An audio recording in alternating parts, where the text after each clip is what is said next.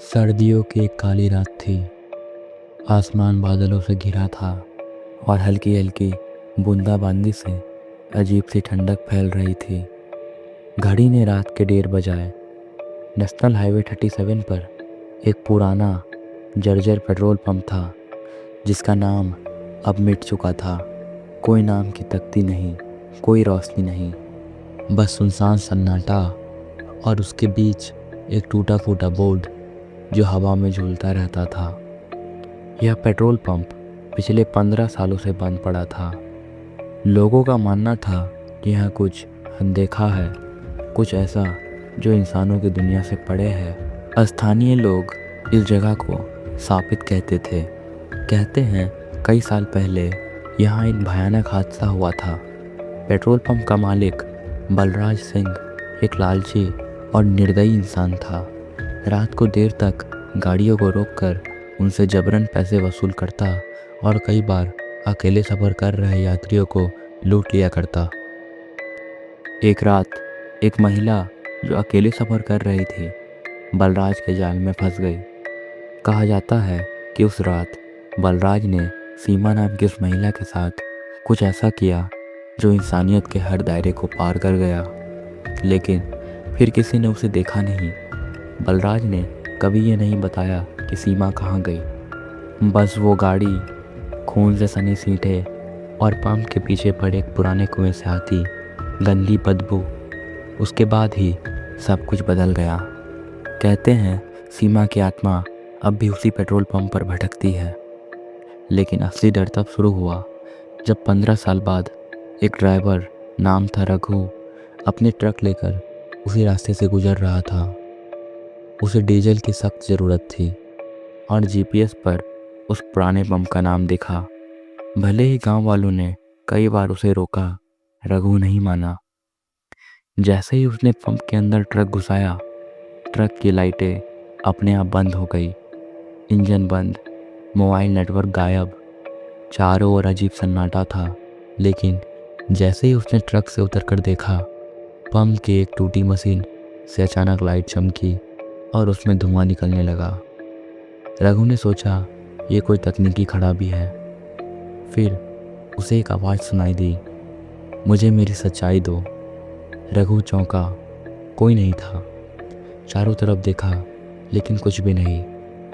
तभी अचानक एक परछाई पंप के ऑफिस की खिड़की से भागी। रघु ने पीछे मुड़कर देखा तो एक लड़की, भीगे बाल, खून से सनी सफ़ेद साड़ी और आंखें जैसे अंदर झांक लो तो बाहर ना निकल पाओ। वो बोलती रही, मैं वापस आ गई हूँ। रघु घबरा गया, ट्रक की ओर भागा लेकिन ट्रक गायब था। अब वो वहाँ अकेला था। फिर धीरे धीरे पंप की मशीनें अपने आप चलने लगी। पेट्रोल खुद ब खुद बहने लगा। उस खून जैसी महक के साथ हर दिशा से चीखें गूंजने लगी, कुछ मर्दों की, कुछ औरतों की और कुछ जैसे जानवरों की।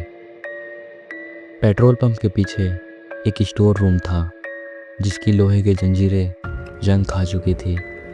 रघु ने किसी तरह उसे खोला और अंदर गया। अंदर की दीवारों पर खून से लिखा था, सिर्फ उसका बदला बाकी है।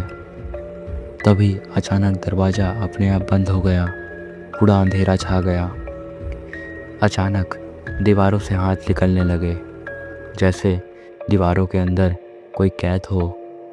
और फिर बलराज सिंह का चेहरा सामने आया। उसकी आंखें जल रही थी। वो चीख रहा था, मैंने उसे नहीं मारा था, उसने मुझे मारा। अब रघु को समझ आया कि असली कहानी कुछ और थी। सीमा ने आत्महत्या नहीं की थी, वो मरी ही नहीं थी, वो बदला लेने आई थी। और बलराज, वो मारा गया था उसी कुएं में, सीमा के हाथों।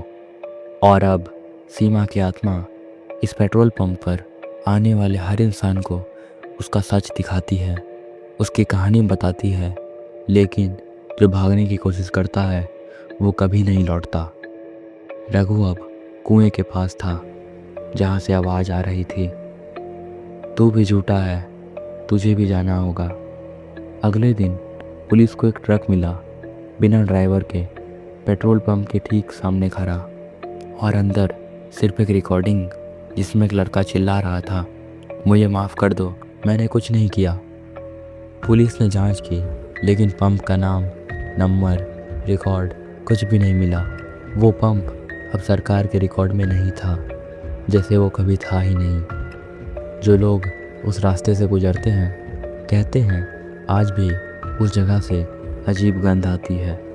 कई लोगों ने देखा है कि रात के 1:30 बजे एक ट्रक वहाँ रुकता है और फिर गायब हो जाता है।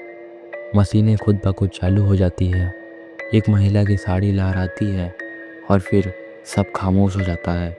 अगर आप कभी नेशनल हाईवे 37 से गुजरे और पेट्रोल की ज़रूरत हो तो उस पुराने पेट्रोल पंप की ओर बिल्कुल ना मुड़े, नहीं तो अगली सुबह आपका ट्रक दिखेगा, आप नहीं। धन्यवाद।